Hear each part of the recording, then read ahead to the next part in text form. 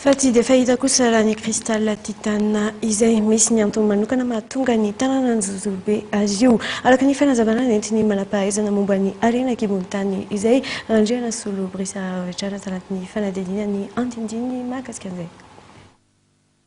Vatosoa sarobidy ary tsy fahita firy ny cristal titane. No ny anjozolobe mifanakaiky amin'ny andriamena izay manana kromita betsaka no ananan'ny cristal titane araka ny fanazavana nentin'ny manam-pahaizana momba ny harena kibony tany Andriamatory Andriana Solobrisy. Andriamena fantasitsika amin'ilay hoe kromitan'Andriamena atao faritra avaratra ity toerana ity. Izany hoe ny géologie an'ity faritra ity zany dia géologie miavaka kely.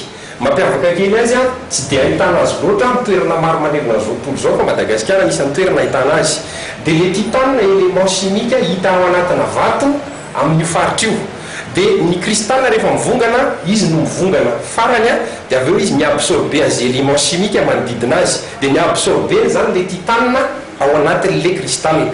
Ka ny mampaintéressant izy io dia le titane tsy ny élément chimique tsy dia fahita firy dia izany hoe le cristal à titane mihitsy zany ny vato tsy dia hita firy manerana zao tontolo zao. Inona no ilainan'ny cristal titane? Manao ahoana ny vidin'ity karazam-bato ity eo amin'ny tsena iraisam-pirenena? Vato tsy dia fahita firy le vato cristal à titane. Dia ny faharoan'izay koa ny cristal rehefa ngeza be dia mitombo koa ny valeurany. Zany titane zany efa valeur be mbola koa izy lehibe koa mitombo koa ny valeurany. Raha ny fanazavana dia mety ho tafakatra hatrany amin'ny 100 tapitrisa euro ny vidiny miankina amin'ny habeany izay.